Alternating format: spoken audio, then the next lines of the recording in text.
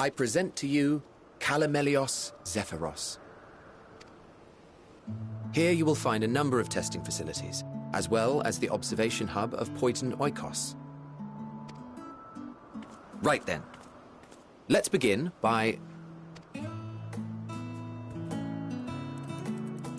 Well, well, an Arrhaeus. How delightful.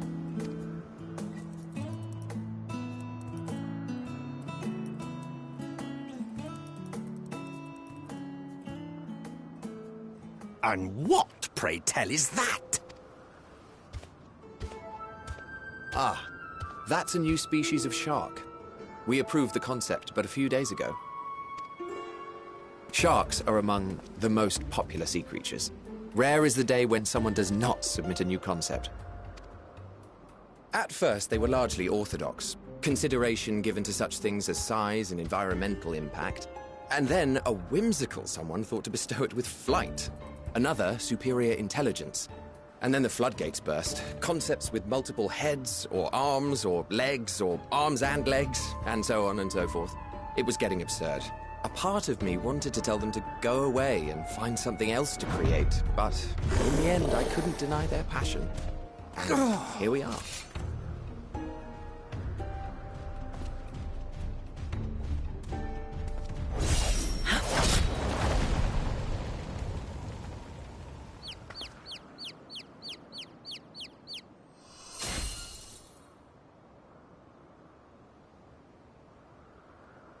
That was too close. Are you unharmed?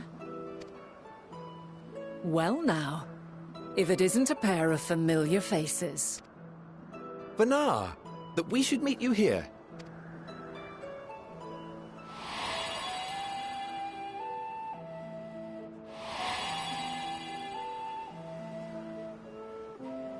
As I mentioned earlier, the better part of the convocation holds that when we retire is when we return to the star. Well, she is not among said majority. Even after stepping down, she carries on with her work.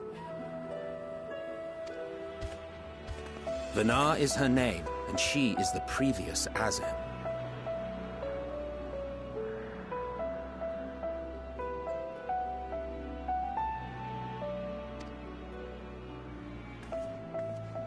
It has been a while, Hythlodaeus. You look... less so, Emmet Selk. I dare say the lines upon your brow have both deepened and doubled in number. A shame for one so young. You must make an effort to frown less often.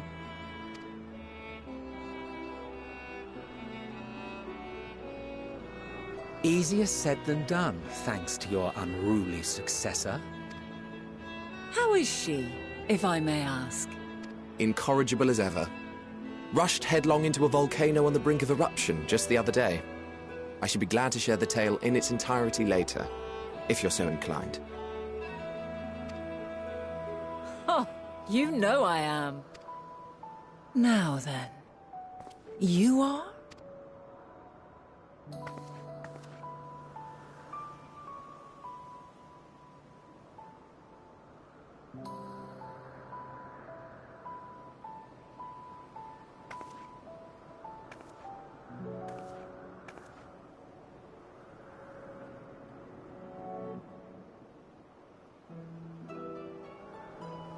I say, have you perchance come from the future?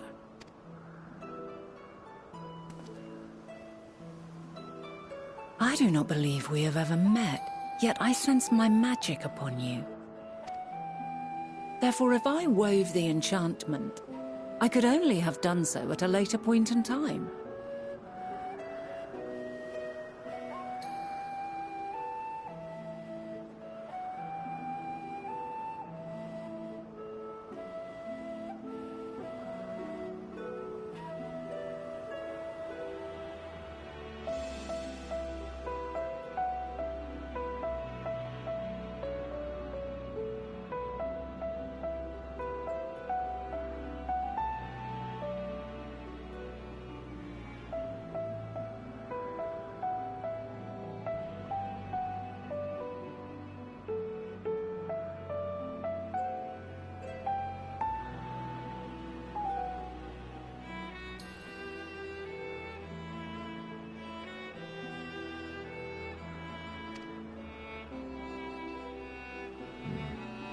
What manner of magic is this, if I may ask? A traveler's ward, of course. It prevents the corruption of one's ether.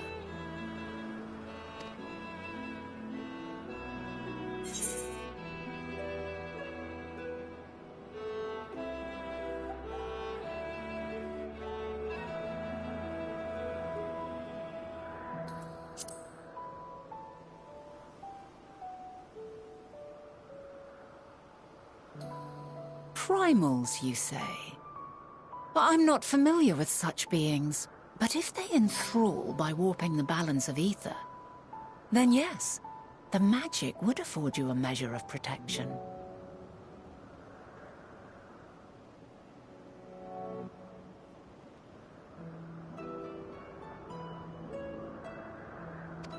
I gather from your question that you are not ignorant to its presence. Hold on. From the future? That's absurd.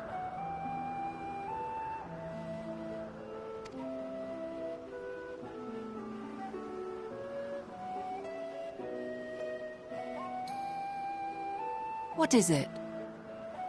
Are you unable to speak of the matter?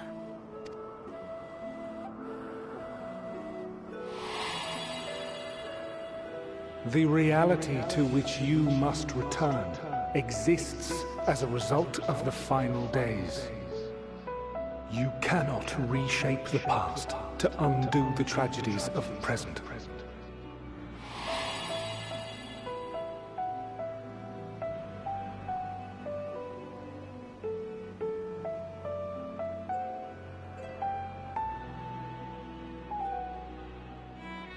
So, your actions here will not change your history, but they may yet affect the course of ours.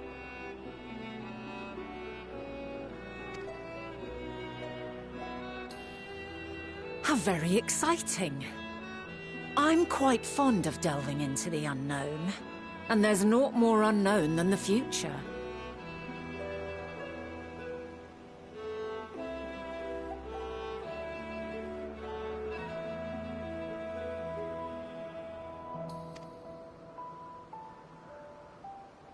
Until a moment finally arrives, we cannot know for certain what will come to pass, regardless of our supposed foreknowledge, so you needn't worry for us.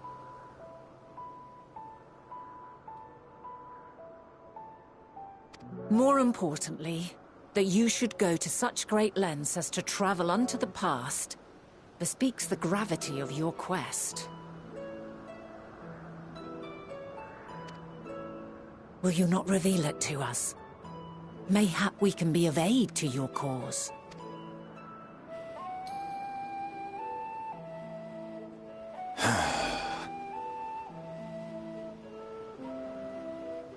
If this is true, then you've been keeping quite the secret to yourself.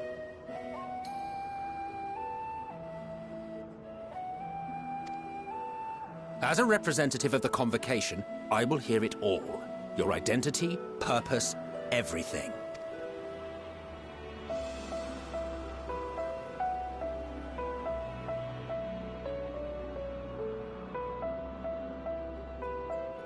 Why don't we move to a place more conducive to calm conversation? I've been working here for some days now at an old friend's behest. If it is agreeable, we may make use of my accommodation at Poiton Oikos.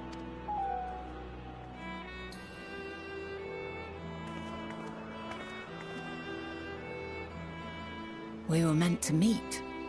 I am certain of it. Else I wouldn't have marked you so clearly, and sent you unto myself in the past. It's precisely the sort of mischief I would get up to, and quite inspired, if I do say so myself.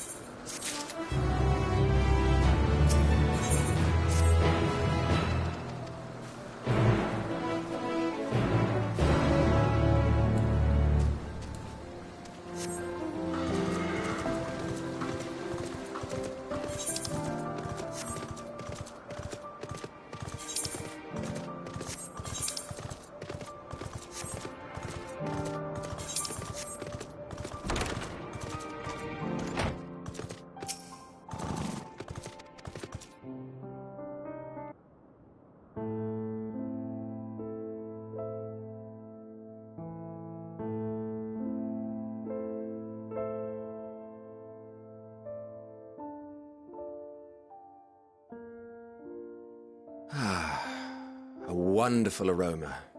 I feel more relaxed already.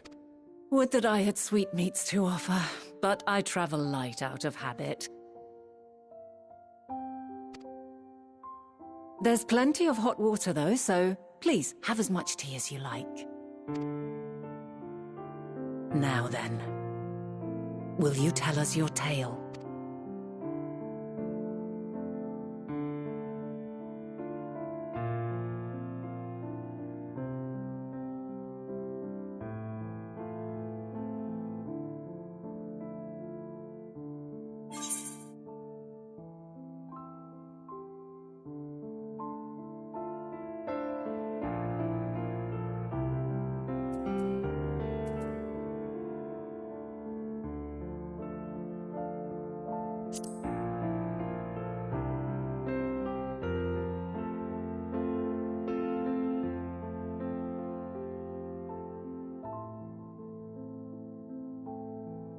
Why don't you start from the beginning?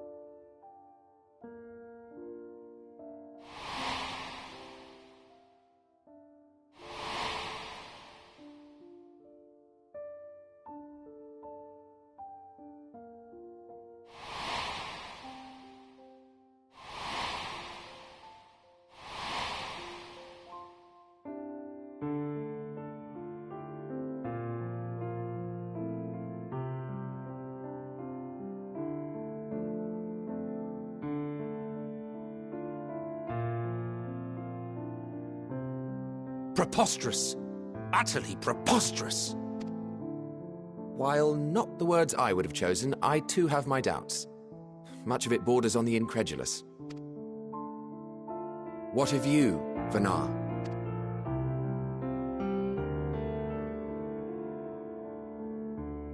Not knowing the precise details of the first final days, it is difficult to determine the veracity of the tale. Supposing it is all true, I must ask myself why I would do what I did. Why would I feel I had no recourse but to oppose the 14 and create this Hydaelyn? Circumstances change, of course, but it would not have been an easy decision regardless. No, there must have been a reason. One compelling enough to force me to take such drastic measures. Then there is the Elpis flower, which I said would serve as a guide. That it's of import to your mission is plain, but your presence here leads me to believe that this place also holds significance. But what could it be? What are we meant to accomplish? Might it not be simply thus? In the future, whence she came, the final days could not be averted.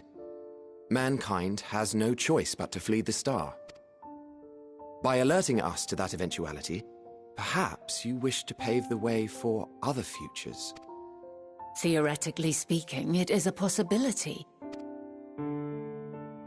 Yet if that were my primary objective, I see no reason to guide our friend to Elpis specifically. The capital and Amarot, or even my own home would be more logical destinations.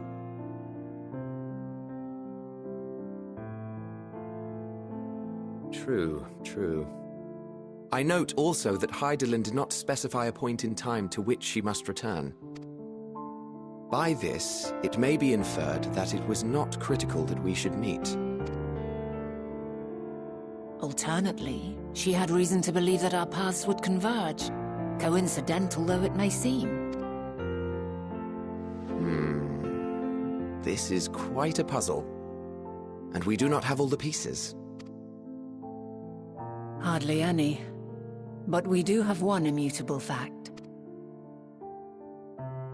If the final days are indeed as described, they will bring death to all that I hold dear.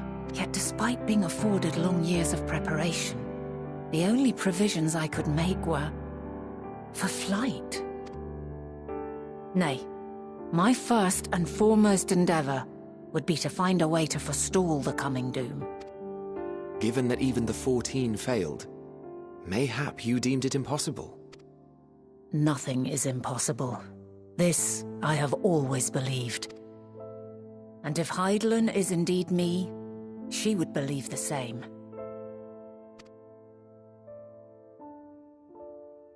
Listen to yourself.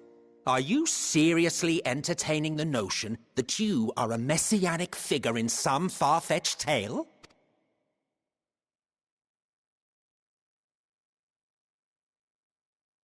Well, I will not. I refuse to accept that our world could be undone by some unforeseen calamity. I also take offense to my portrayal as a megalomaniacal madman. To sacrifice oneself for the star is a noble act, and I would hold those who gave themselves to this zodiac in the highest esteem. Yet, you claim I recreated Amarot and populated it with phantoms of our people?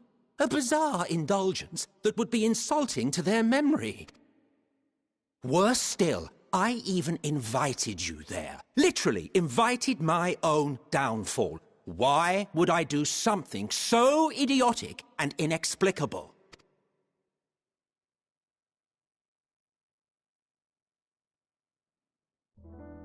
Now, I will allow that the hypothetical task of restoring our world would be daunting in the extreme. The thought of having to bear such a burden for 1,000 lives horrifies me. But I would never forsake my duty. I would never forsake my brethren.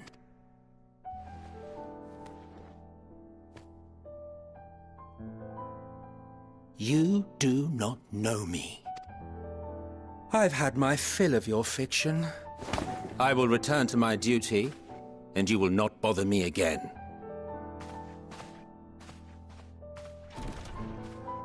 Emmett Selk! Wait!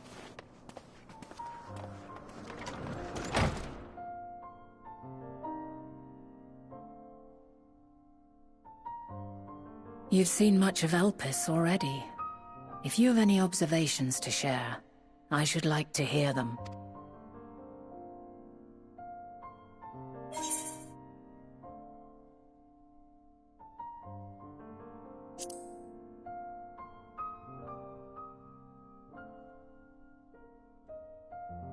Ah yes, the energy distinct from ether.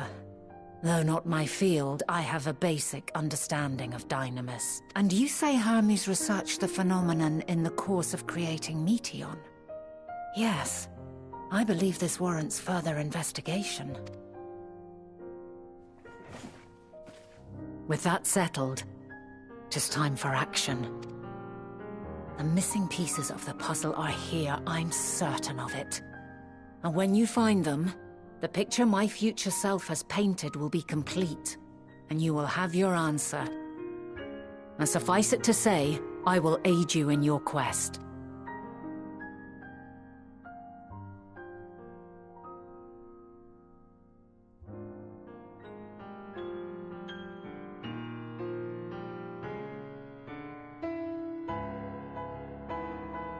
Have If Emmet Selk is the man Azum described to me, we've not seen the last of him.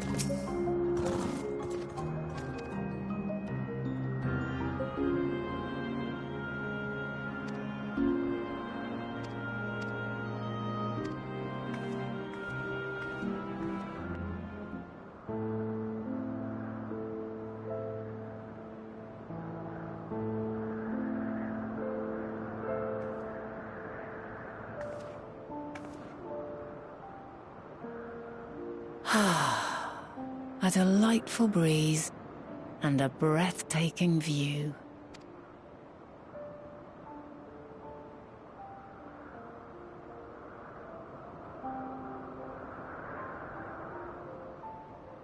What is it like in the future? Is the world still a beautiful place?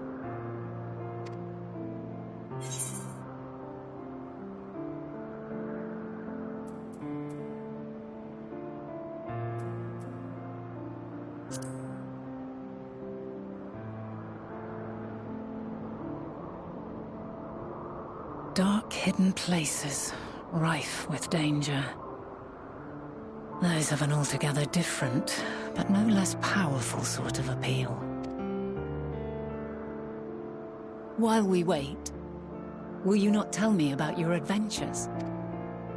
Well, not the portentous events which led you here, but the simple delights all your own.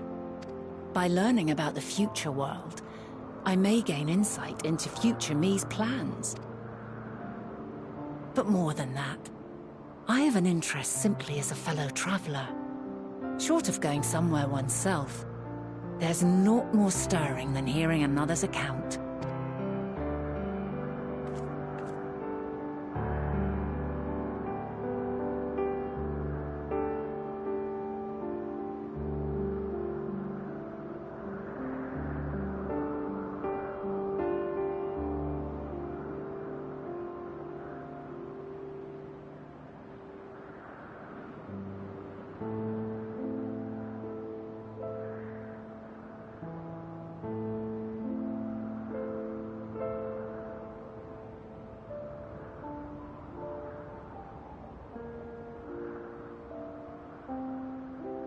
Incredible!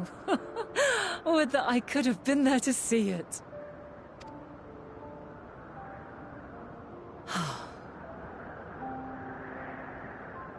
Yours is a harsh and unforgiving world. Yet in spite of this, your brethren hold fast to their virtue. To know that the light of mankind's potential still shines, even in that faraway place, it gives me heart.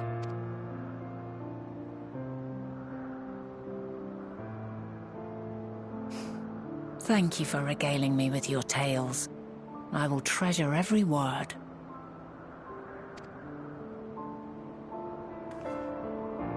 As you know, I was once a scholar. And among other things, I sought to understand the workings of the world. What exactly is ether?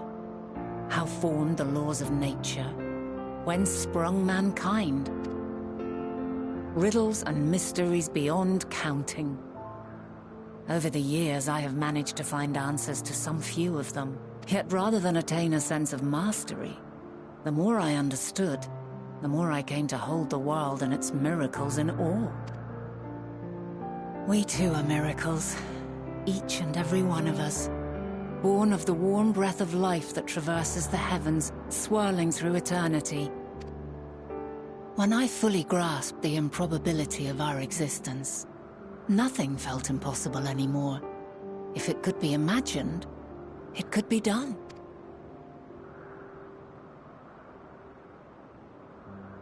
A passion swelled within me, an epiphany dispelling all preconceptions of what was natural and true.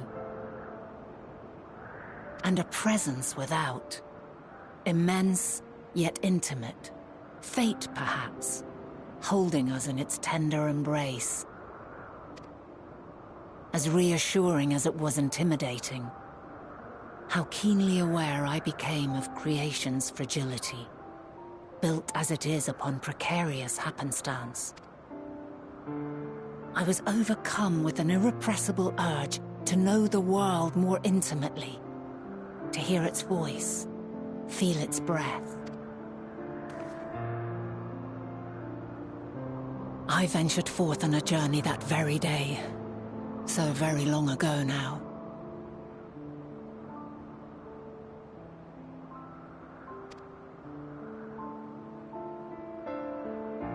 Freed from presumption and prejudice, I saw the world through a newborn's eyes. Everything fresh and new, and so beautiful.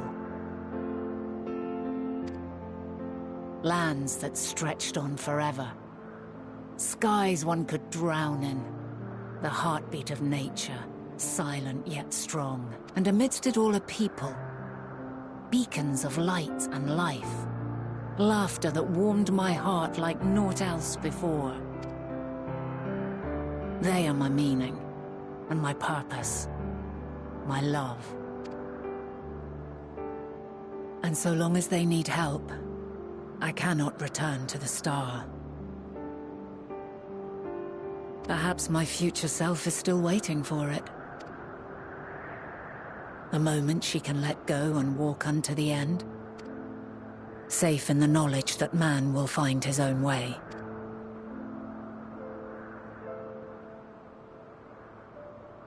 You, who are our future, tell me this, and tell me true. Has your journey been good? Has it been worthwhile?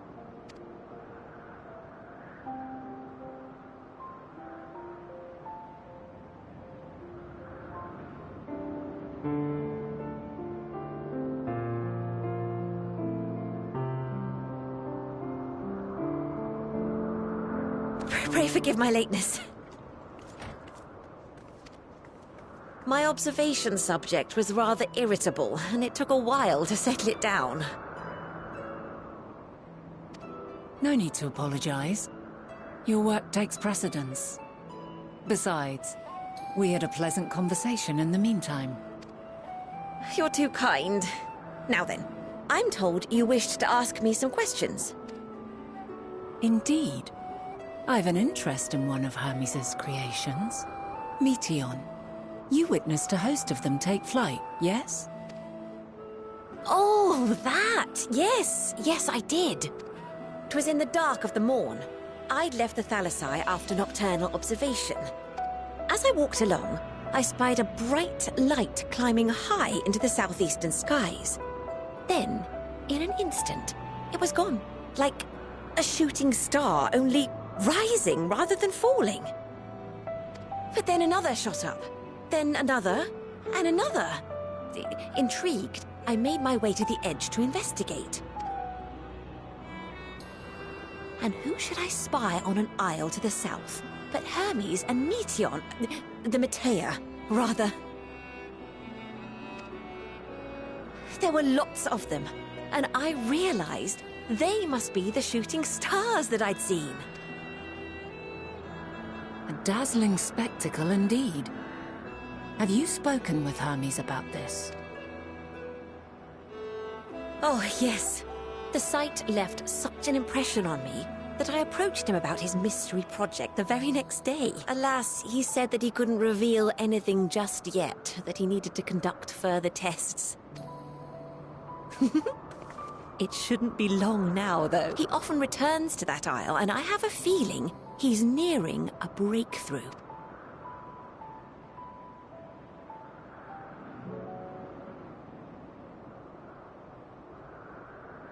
Splendid. We are likewise eager for the details. Well, that is all we wish to ask. Thank you for taking the time to indulge our curiosity. You're very welcome. It's always a pleasure to speak with other inquisitive souls. Oh, and will you be descending now? If so, I shall link the doors for you. Please.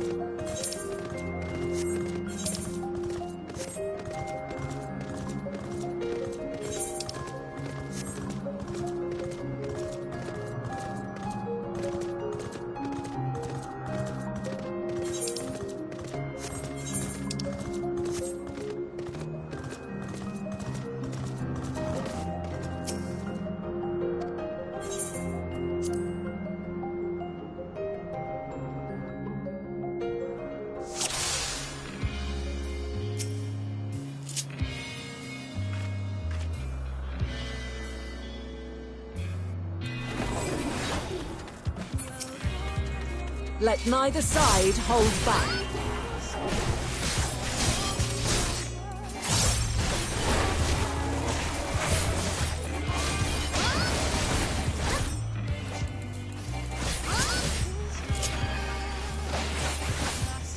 My blade sings!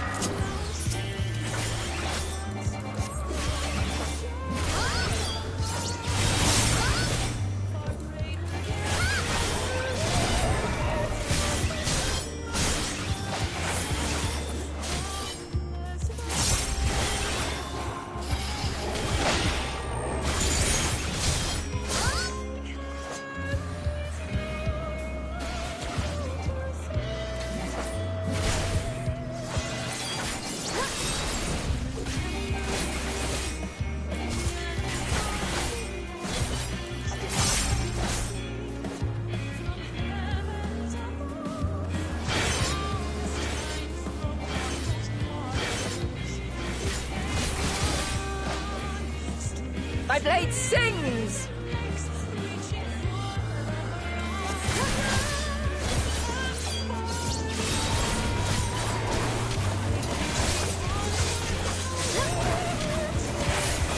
impressive. I shall have to try something different.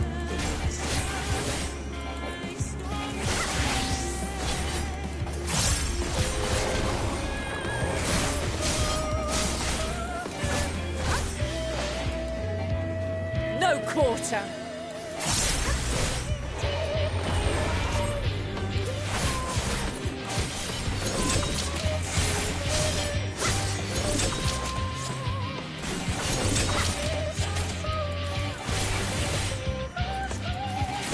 Have a taste!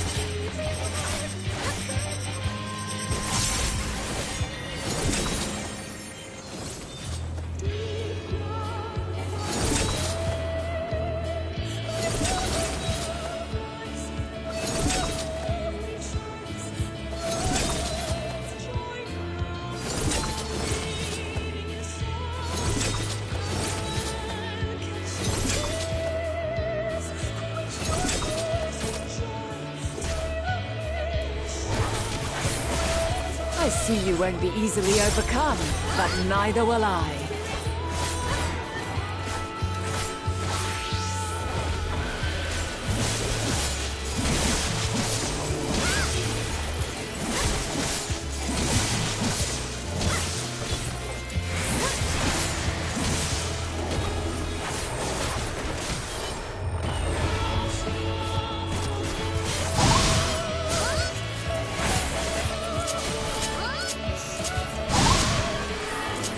Prepare yourself!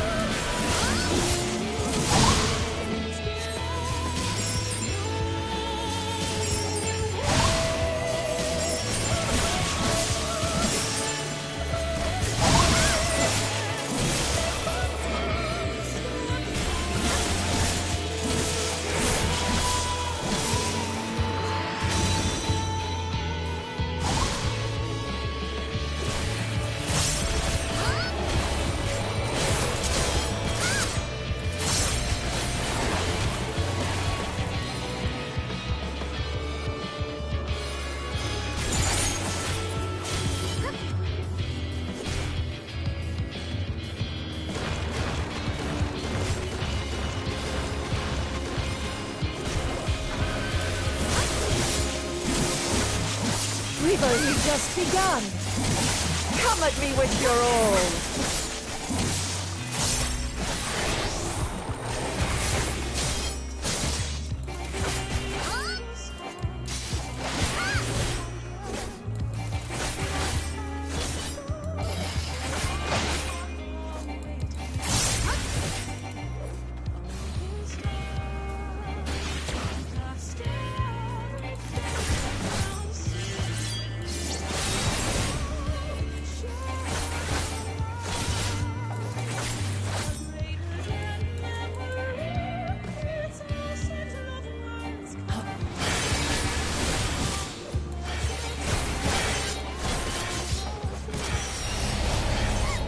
My blade sings!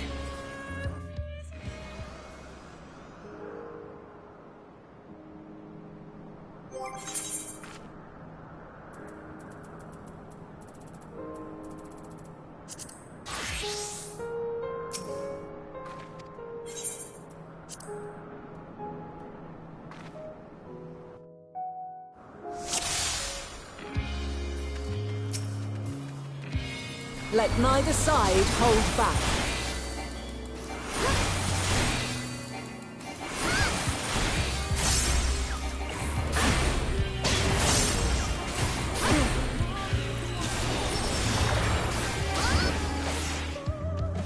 My blade sings!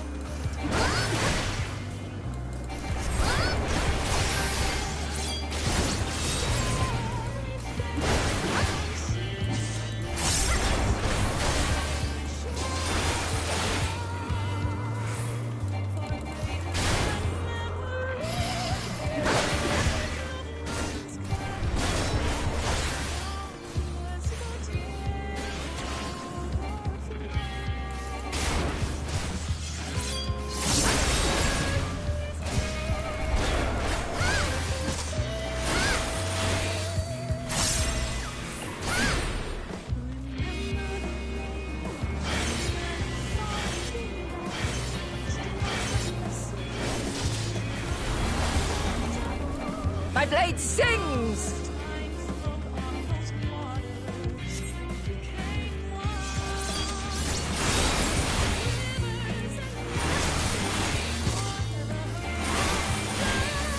Impressive. I shall have to try something different.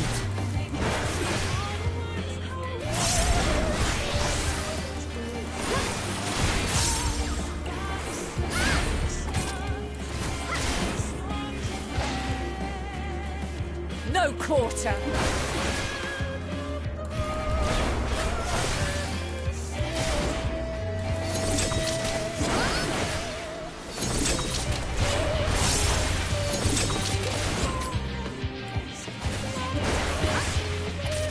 Have a taste.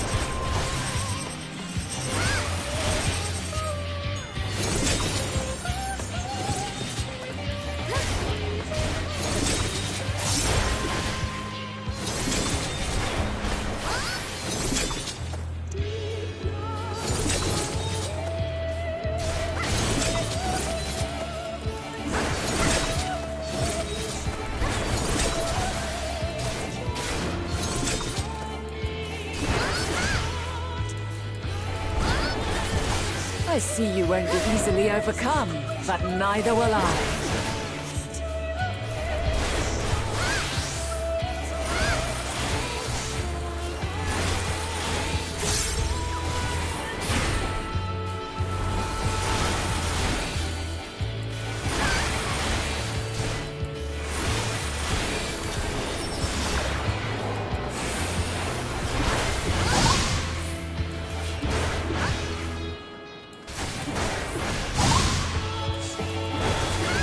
Yourself.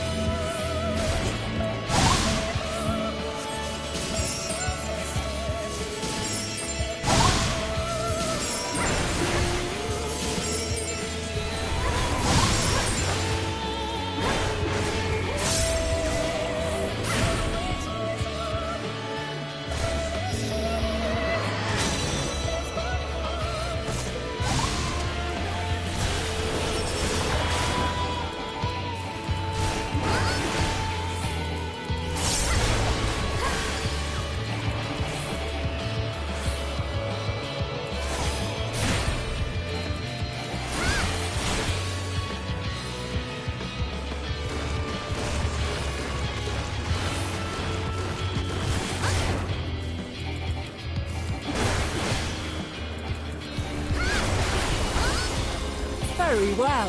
Let us move to the final trial.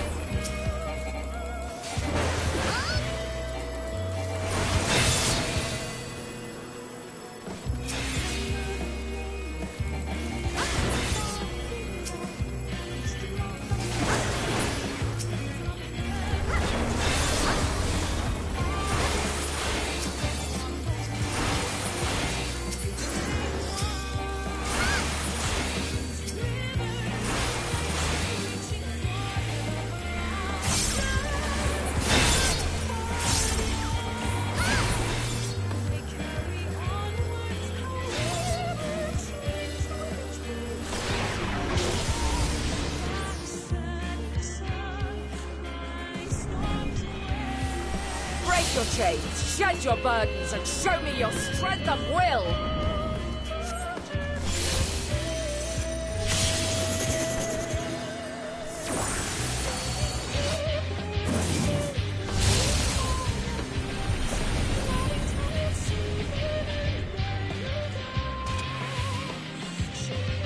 You still stand. The people of your time are more resilient than I had dared hope. I have seen enough.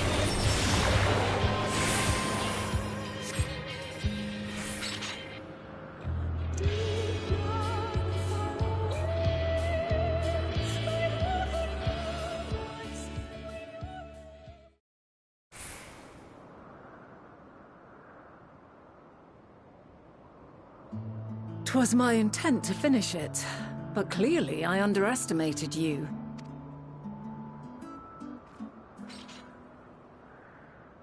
One would think I never learn. I made the same mistake with Azem when we first sparred. Despite being less than half my age, her strength was astounding. As is yours. 'Tis plain you have weathered considerable hardship. Far more even than your tales would suggest. It seems we have both learned much on our journeys.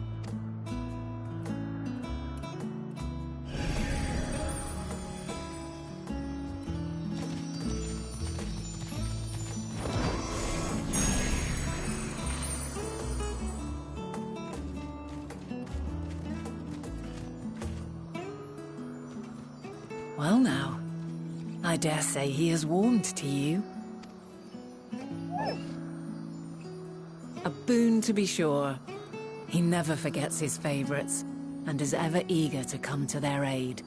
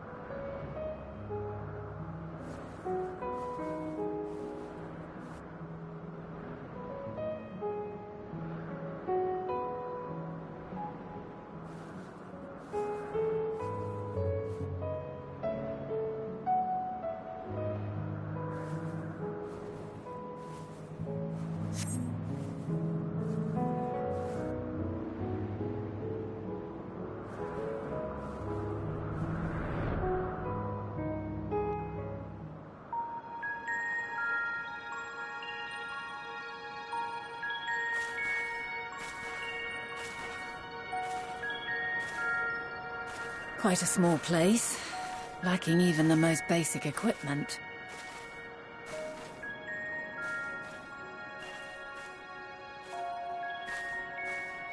The present may yield no clues, but we may yet try perusing the past. Have you done this before?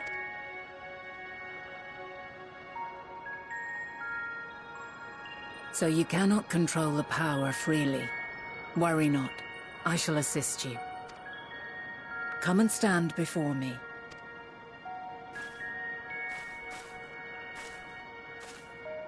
There are two ways to see the past.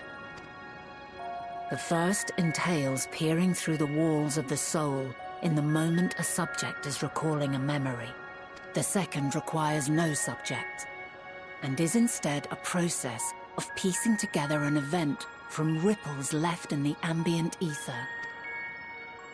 As memories are etched upon the ether of the soul, so too are they etched upon the ether of the world. In this way can history be preserved. Such memories are given to fading, however, and can prove challenging to visit. But come, let us try. Close your eyes.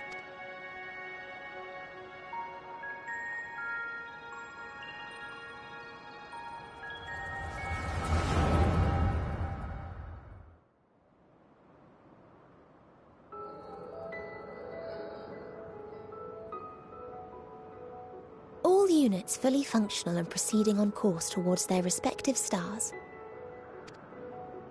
Estimated time to completion of survey is 108 cycles. End of status report. Severing connection with shared consciousness. Did you hear that, Hermes? All is well.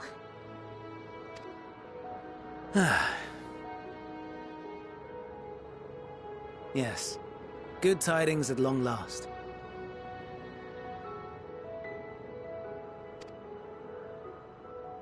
Every step of the way, I've been reminded how little we understand creation. How the universe defies imagination.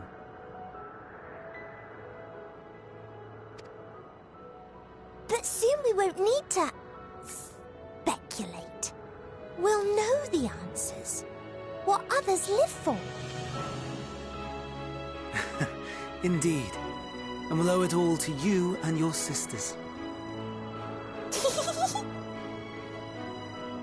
I wonder what answers we will get. Whatever intelligent beings that exist out there are bound to be vastly different from us. Diverse in form and culture. Possessed of unique ways of thinking. Their conception of life and its purpose will be no exception. Completely and utterly unlike ours.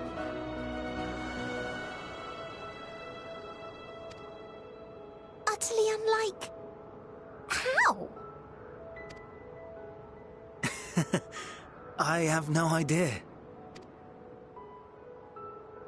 Yet whatever answers we receive, I will not dismiss them out of hand.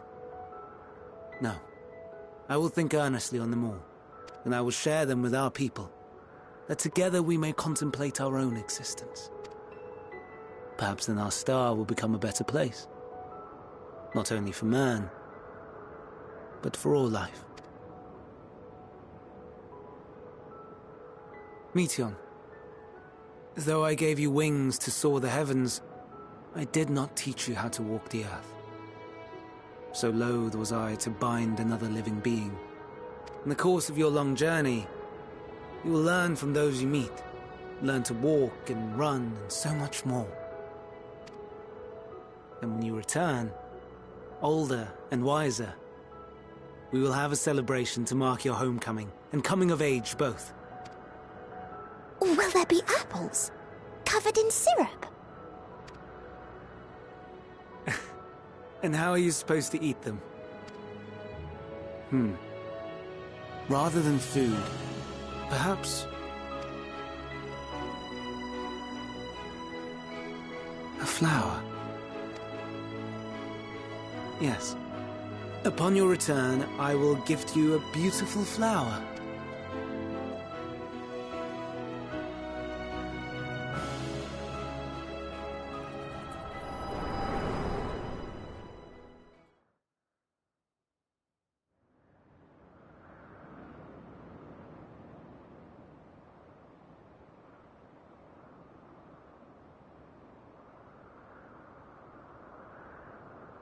So, what is your opinion?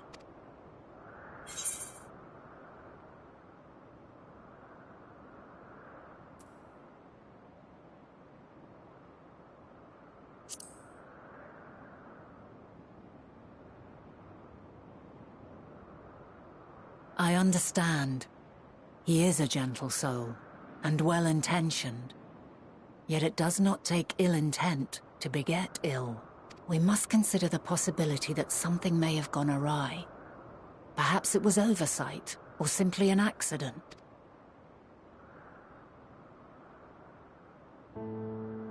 In light of this, I propose that we reveal your tale to Hermes himself. If he does not wish for the final days, as we believe, he may well join us in pursuing a solution.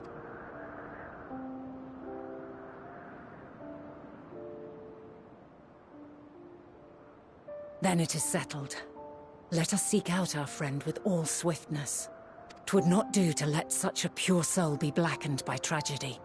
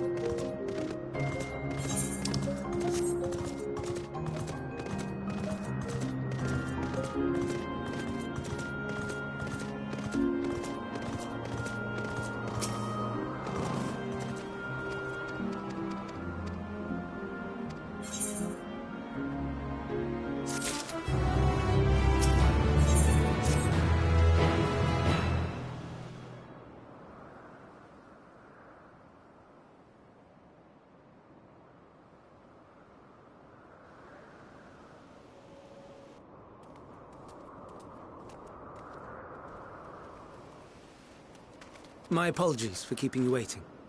I understand there is a matter you wish to discuss. Aye. A matter of the utmost gravity. If one can suspend disbelief. Go on then. Tell him what you told us. Who you are and why you came.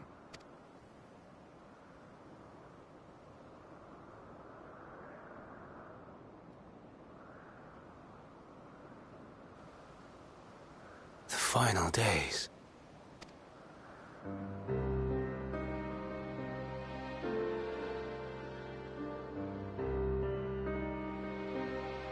The phenomena observed during these star-encompassing calamities is likely the product of a dynamis reaction.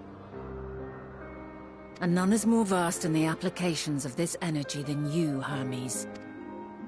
I must stress that we do not believe you would desire such destruction. We come not to lodge accusations, but to beg your wisdom. And so, distressing though the exercise may be, I ask that you share with us your opinion on the matter, on the assumption that our visitor's tale is true. Even you, Vana.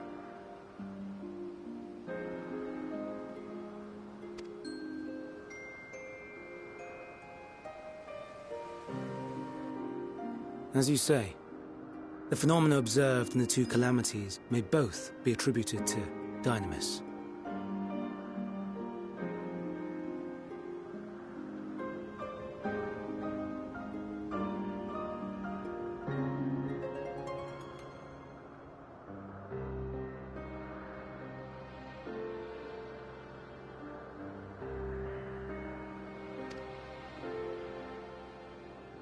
Of note is the difference in its effect. In the first final days, it warped creation magics. In the second, it warped the people themselves. The key variable, I suspect, is the etheric density of the men of each age. As you know, ether, in essence, negates dynamis. Harboring high concentrations of ether, we ancients cannot readily manipulate dynamis, nor be manipulated by it. Therefore, rather than ourselves, the calamity affected our magics. In contrast, having been sundered, the people of the future are composed of but a fraction of our ether. Thus are they susceptible to the influence of dynamis and its transformative potential. But that would explain only the mechanism, not the cause. Though perhaps... What is it? Even should it be a hypothesis, we would hear it. Dynamis is an energy put in motion by feelings. Feelings for which there must first exist a source. A source to which the victims must be attuned. One that harbors the selfsame negative emotions. Elsewise it could not be the agent of such extreme change. So it wasn't the stagnation of the celestial currents. Someone, or something, is instigating the star's demise. So, we've a villain on our hands after all. Any idea who or what it could be? The celestial currents comprise the outermost layer of the star's ether, encasing it like a protective sphere. According to your tale, it was where the currents were weakest that the phenomena first manifested. If the inciting factor came from without Aetheris, then its effects would first be seen in those locations.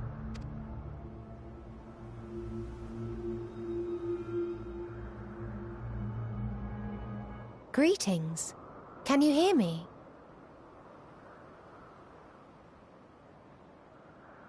Do not be alarmed. I mean you no harm. I wish only to hear your words, share your feelings, know your thoughts. May we please be friends? Meteon. What is it?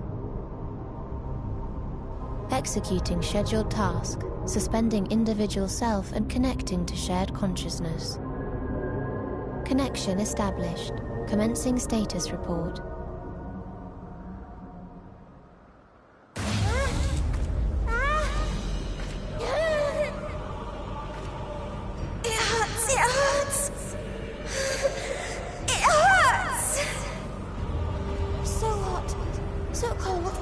So sad. I don't understand. Make it stop. Please, make it stop. Steady, Meteion. Steady. So scared. So lonely. The pain. It's too much. Why?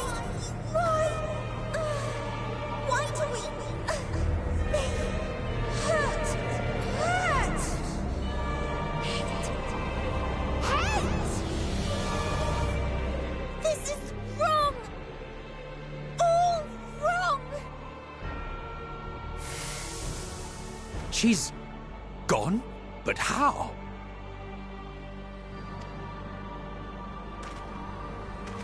She has altered her etheric density in order to blend in with her surroundings, an ability for avoiding confrontation. Most effective. Frustratingly so. I can't see her either. Not even a trace. Stay away.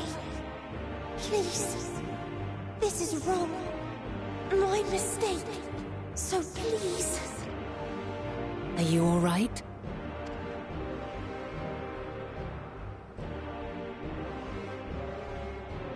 In your mind? No. We only heard her speak the instant before she vanished. Of course. When communicating without words, Meteion also employs dynamis. That would explain why you were able to hear her, when we could not. Then you are our best chance of finding her. Follow her voice and try to track her down. Hindered though we may be, let us split up and search as well.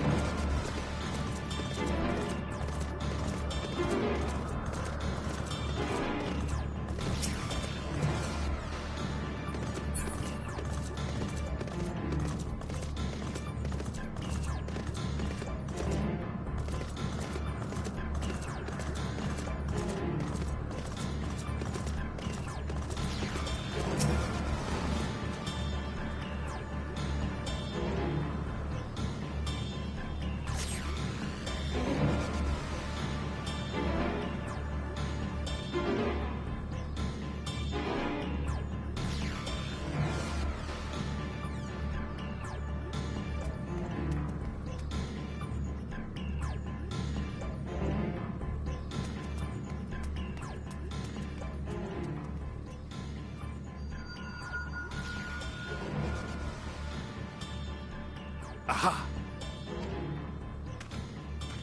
Give chase. We shall herd her into the shelter.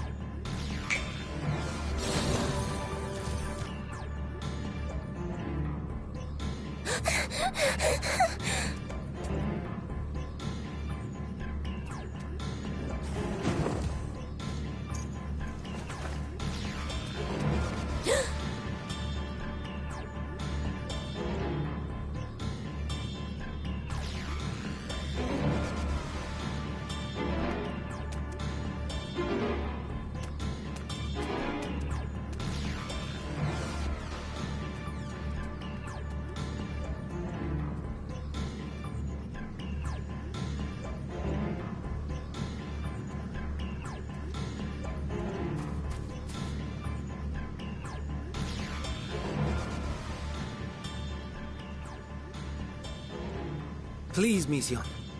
We must speak.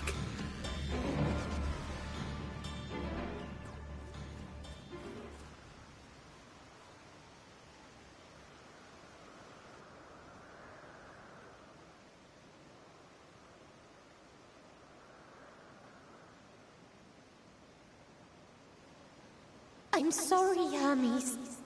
I'm so sorry. If someone can hear these words, then please... please protect them. Protect them all.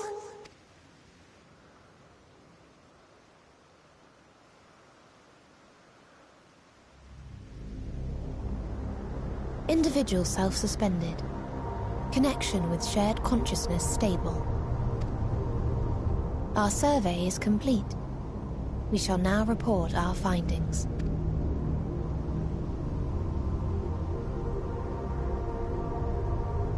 All units safely arrived at their respective destinations.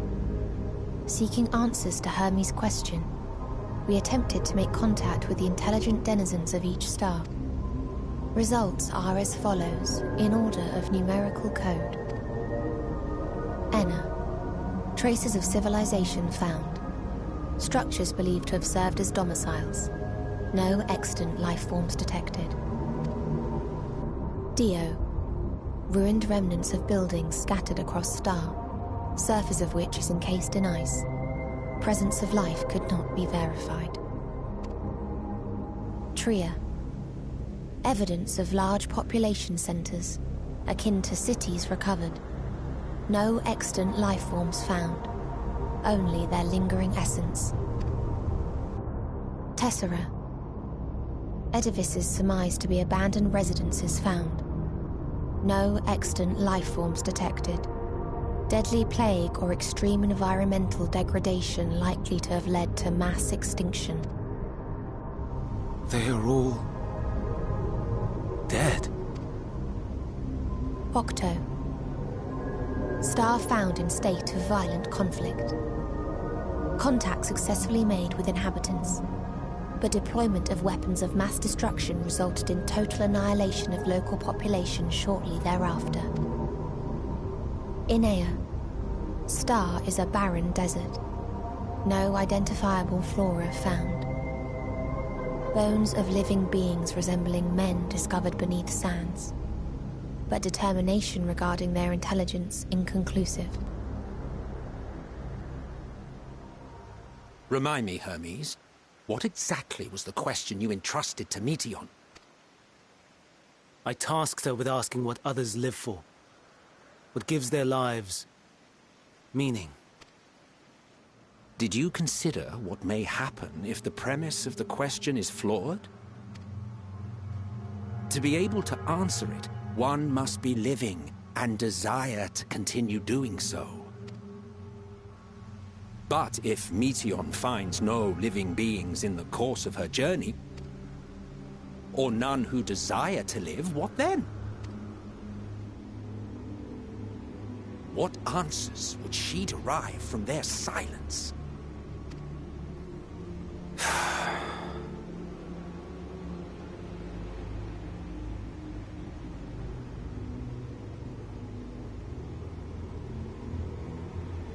Meteon, enough. Suspend your mission and return hither at once. Decapente.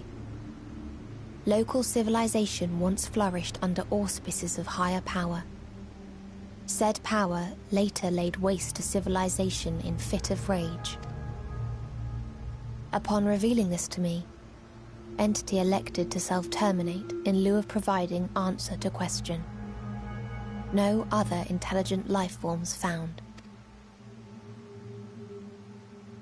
Turning a deaf ear, are we? We are taking Meteon back to Amarot. As I understand, we will need her if we are to bring back all of her sisters. Yes.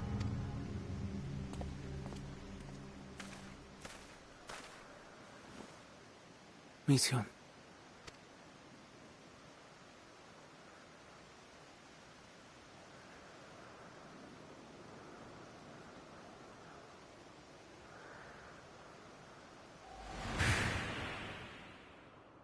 It isn't right, is it?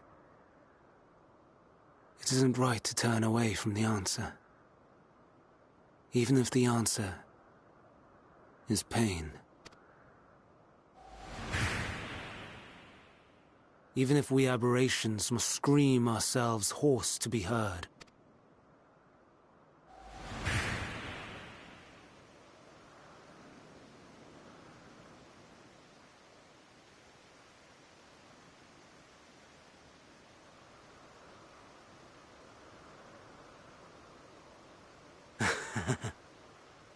Aye.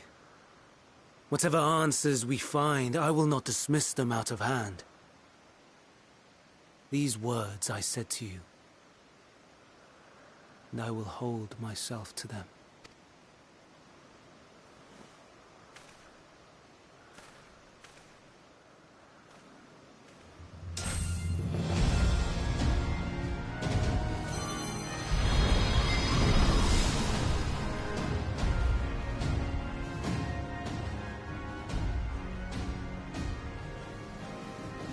What is the meaning of this?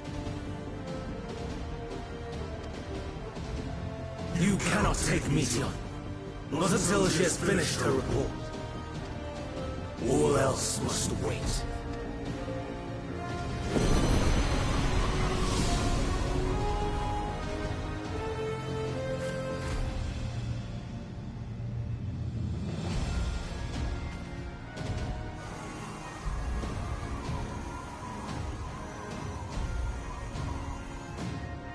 You fool!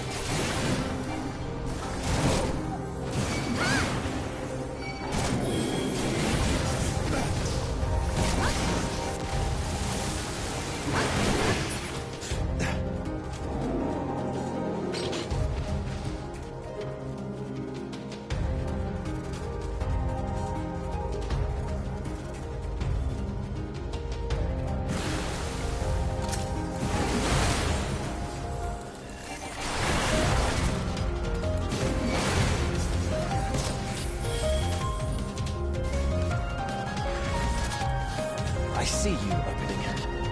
Have a taste!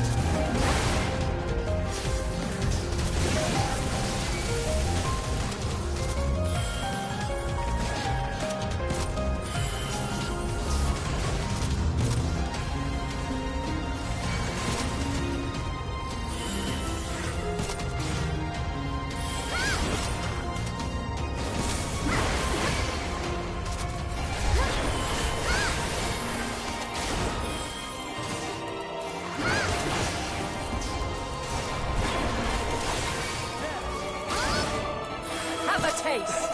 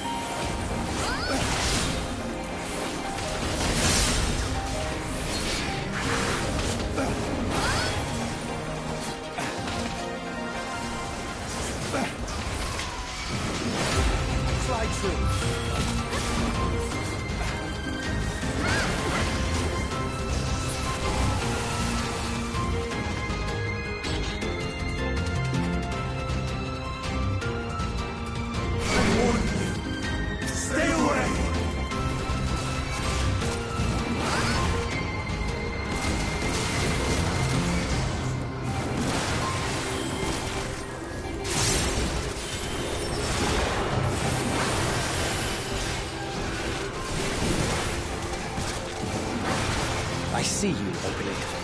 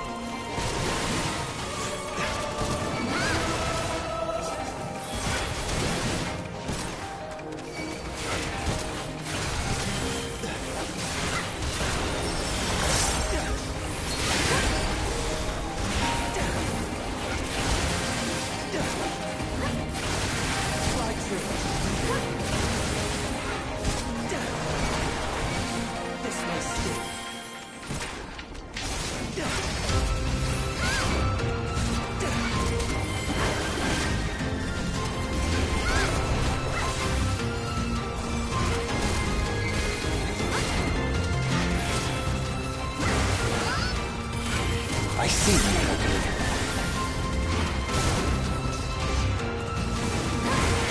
Out of my way. I see you opening.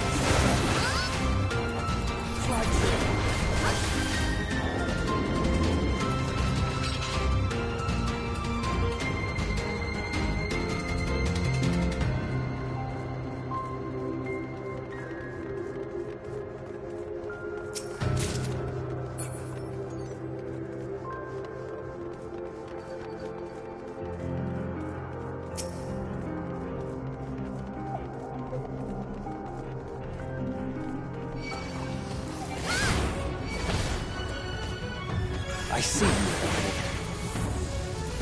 Have a taste! Mine is the ether!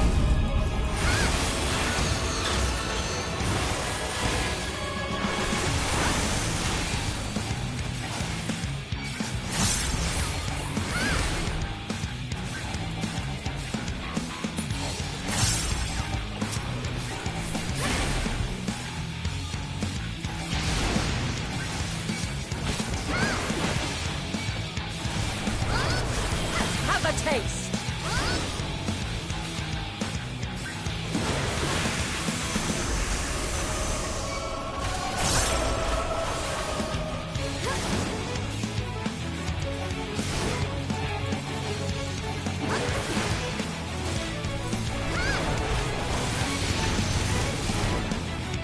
I'm not entirely useless.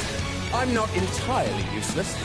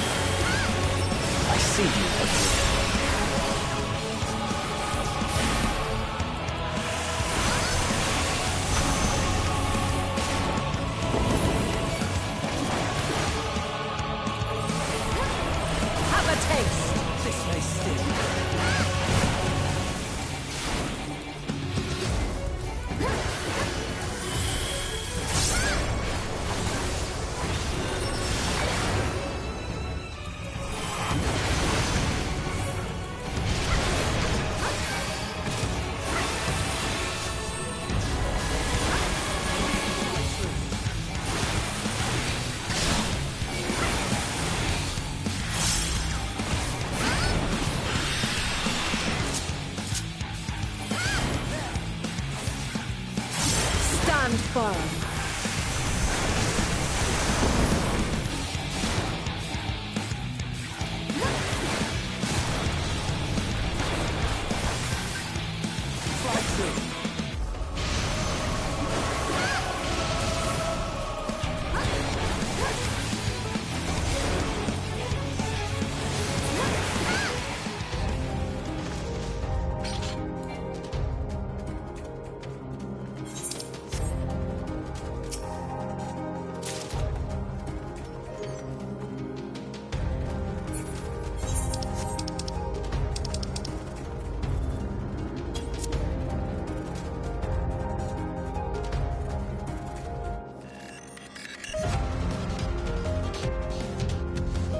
I cannot let you take Mission. Not yet.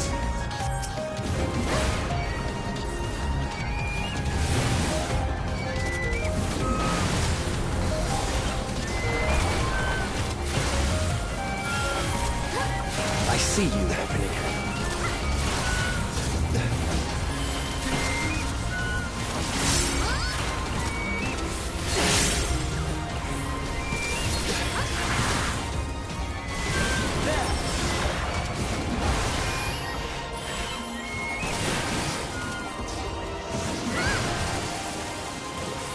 Have a taste.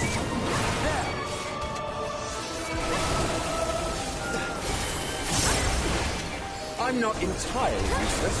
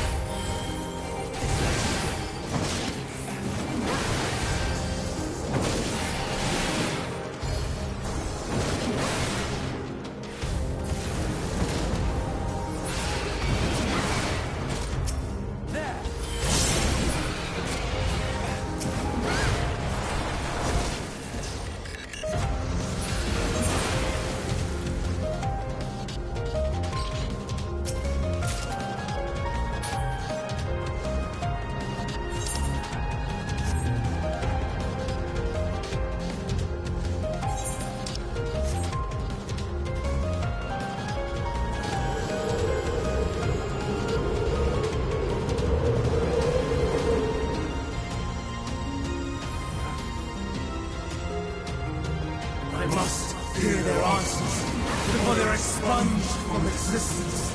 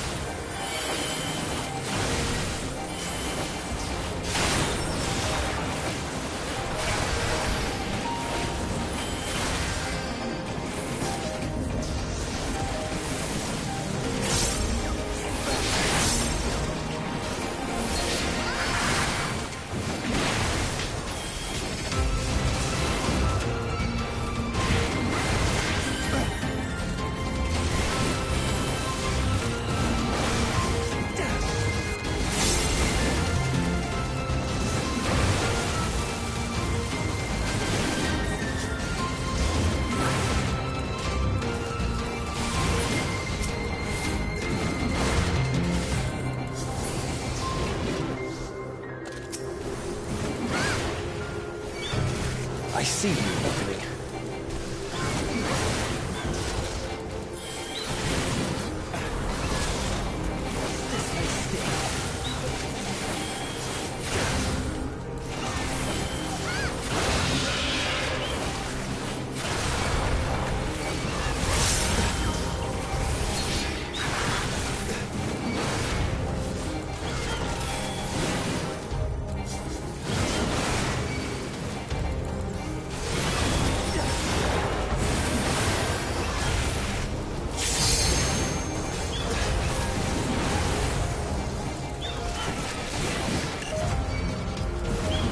I see you opening.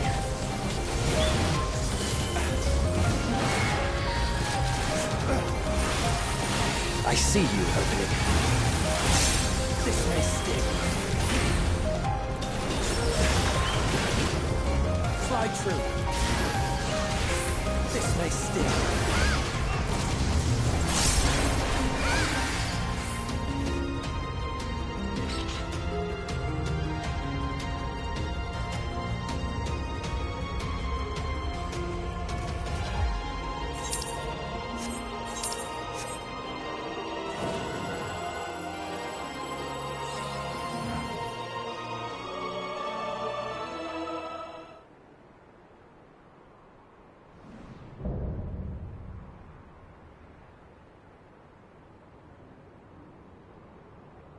So, it comes to this. I've no wish to fight, but this time, I cannot yield.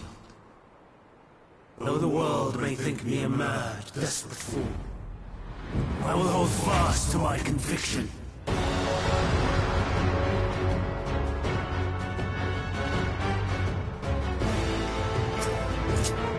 I will have the time and tranquility I require.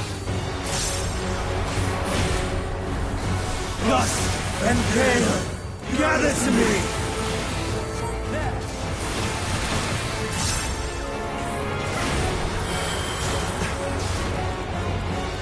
Have a taste! Ancient brand, unleash your power!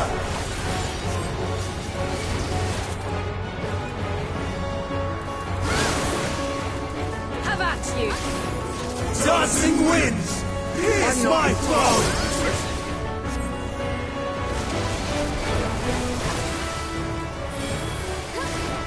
Stars on high, fall as rain!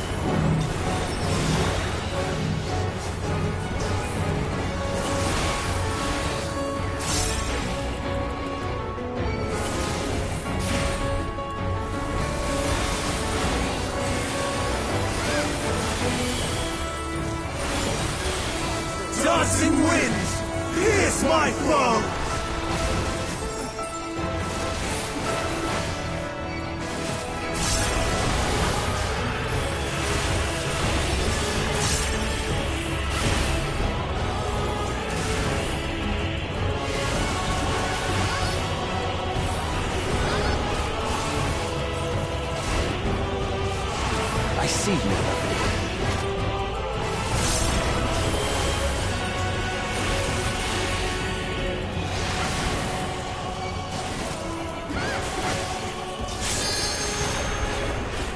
Stars on high! War is ready!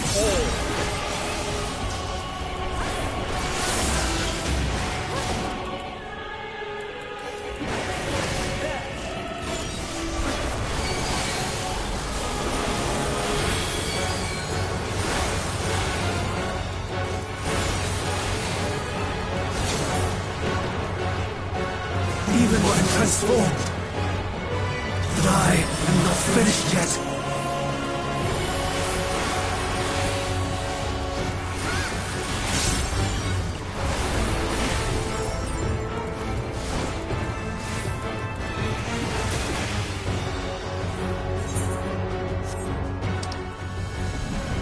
No! My power!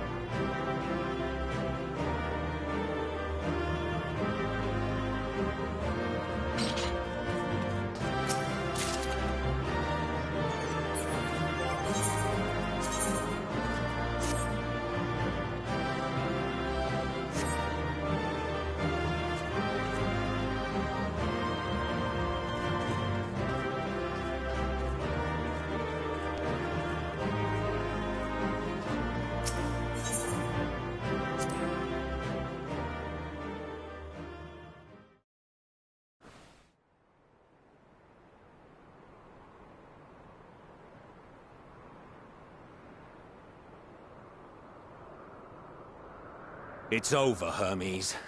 In the name of the Convocation, I hereby take Meteion into custody. And setting aside the matter of your nomination, you will come with us too. We require your knowledge to assess and resolve the situation.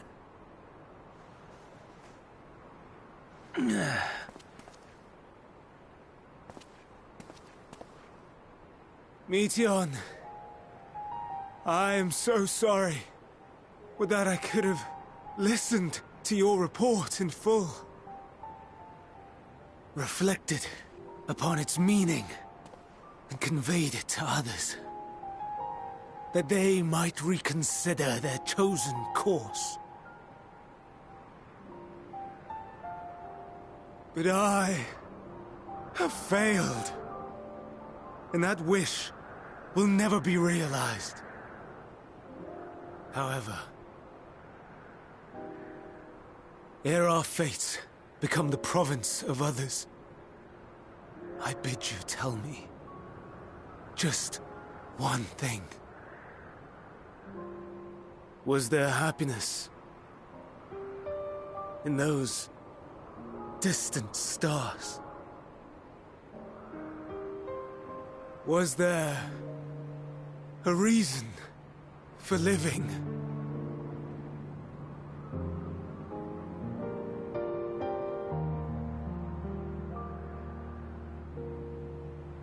We conducted our search as per your instructions. We scoured historical records, communed with the spirits of the deceased, heard the final testaments of the dying, welcomed their shadowed hearts into our own. One race had striven to create a world bereft of animosity. They renounced relationships to avoid interpersonal strife, and in so doing brought about societal collapse. One race had renounced war and devoted itself to the enrichment of its people. They were conquered. Though they destroyed the enemy in reprisal, they could not regain their former glory. One race had concluded that finite time was the root of all woes. Aspiring to shatter its shackles, they went in search of infinity. They discovered nothing is infinite, and that neither time or death can be cheated. Disillusioned, they gave up on the future and themselves. One race had discarded all things that gave rise to sorrow, hoping to have only joy. They found joy lost its savor in the absence of sorrow, and lost their will to live. Though worlds apart, these peoples shared a belief. The belief that they had tried their best. That they had tried to fulfill their potential with every step and success. In the course of which, they learned the truth. That they would never be free of fear and sorrow, anger and despair, of loneliness, so long as they yet lived. Even now their souls cry out for oblivion. And to this song of anguish, I lend my voice. We lend our voice. Oh, beloved mankind, shimmering jewels of beautiful Etheris, rejoice, for we will free you from the cruel yoke of existence. There is no need to struggle in vain, for in nihility awaits salvation. You will know peace and serenity, and it will be beautiful. We will make our nest at the edge of the universe, and there in the dark of dead worlds hoard sorrow and suffering. There we will sing, our chorus ever louder and ever clearer, that our song may reach even this ether-shrouded star. Such is the answer we have found in the stars. Such is the gift we now offer to Etheris.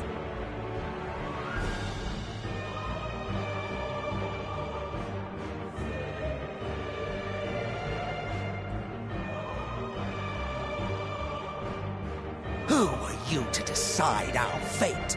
To decree we live or die?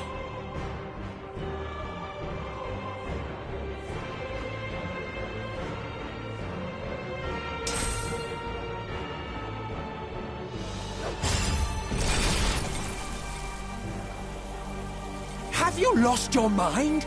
You heard what she said. She means to destroy us all, yet you'd still take her side?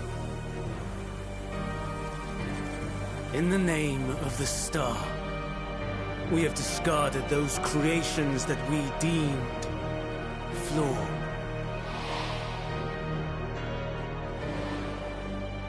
If we ourselves are flawed, does it not stand to reason that we too should be discarded?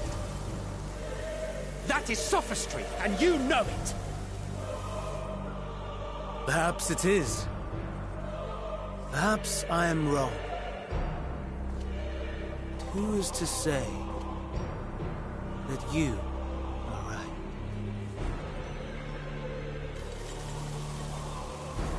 Let us settle this with a determination. In my authority as Chief Overseer of Elpis, I will make a judgment on man's fitness to exist. If he can learn to value all life and retain his will to live, even should his end be justified, he will surely find a way to avert his demise. If not, he will perish from the start. As with all determinations, provisions must be made to ensure fairness. Kairos! Awaken!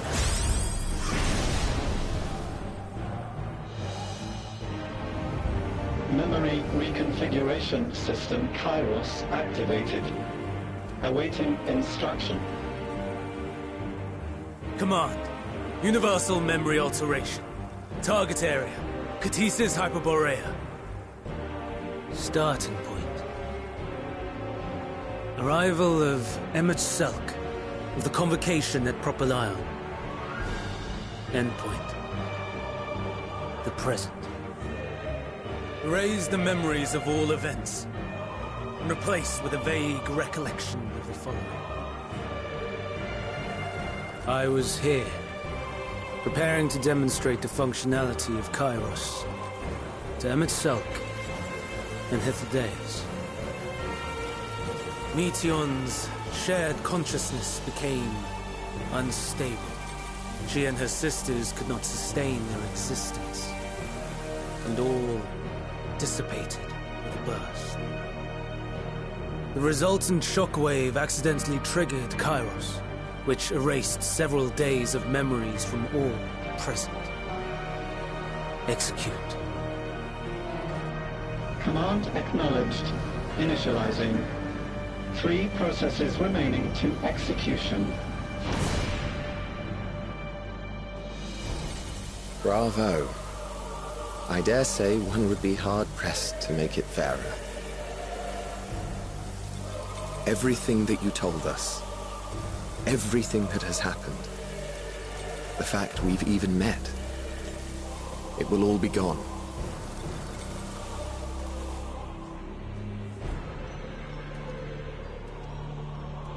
Go, Meteon. To the edge of the universe, where none can reach you. Hermes, won't you come with me? If you were to shed your flesh, I should be able to carry you.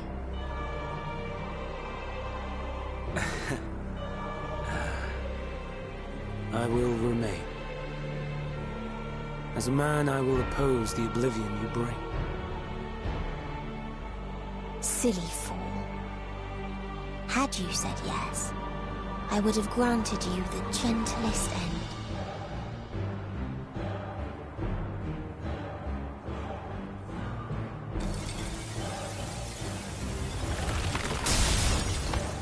This ends here!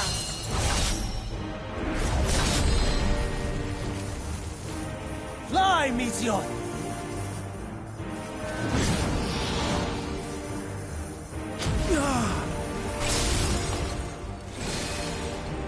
That is far enough, Hermes! Argos, to me!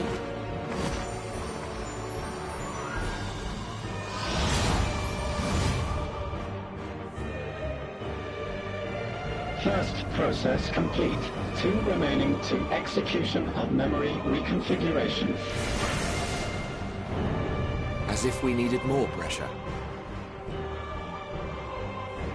No matter what, you cannot forget what happened today. For it is the key to saving your future. Your world. This fight is our fight. What comes after, our problem to contend with.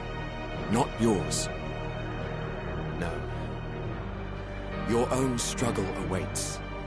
And no one else can take your place. You must flee this place with your memories intact. And I will see that you do. Now then, where is it? There you are, my little confluence.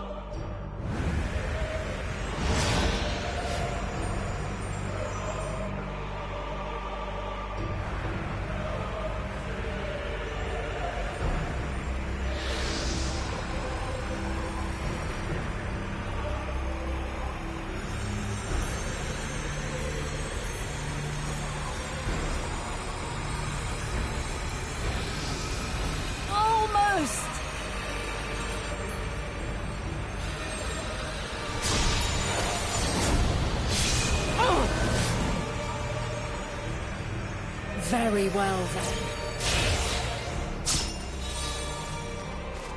You may elude us this day, but not forever.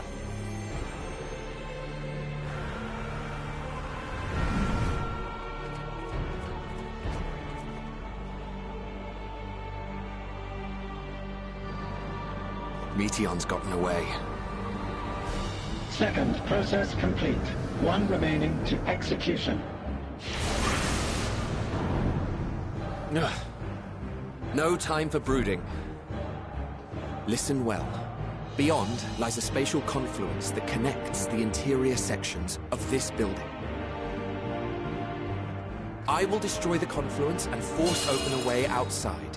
When I do, you must jump through.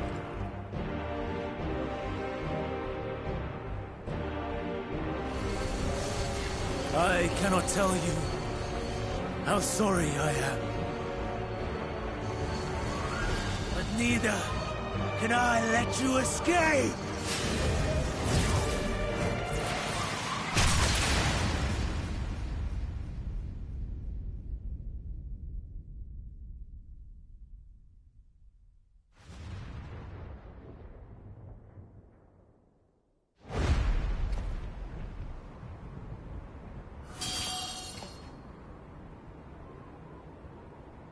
Too brave by half.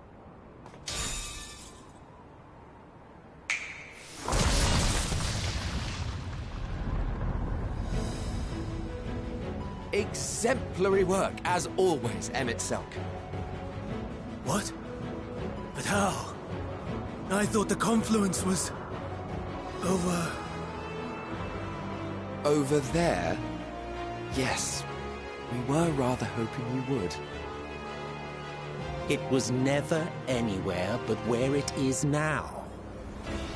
The instant those two began making their way towards nothing, 'twas clear the plan was a diversion. I'm quite incapable of destroying a confluence, I must confess. A gambit brazen beyond words. Though we've grown accustomed to reckless improvision due to the antics of an incorrigible associate. Though, in the case of certain present company, incorrigible is an understatement. Honestly, I'm beginning to suspect it's a requirement for every Azen.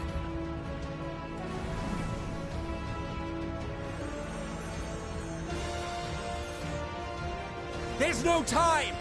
Quickly! Even now, I do not believe your tale. I would not suffer us to walk such a wretched path.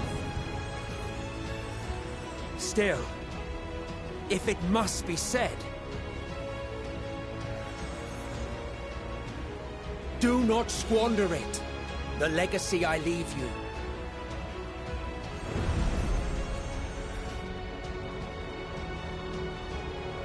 Final process complete. Executing universal memory alteration.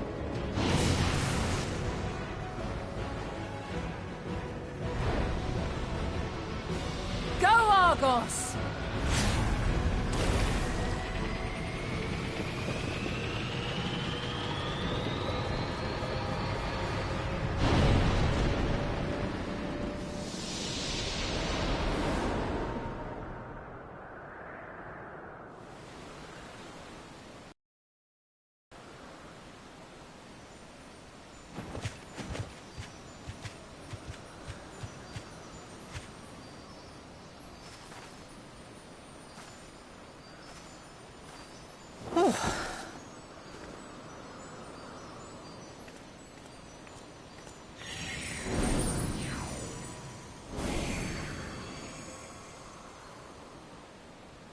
I'm fine. Just a little tired.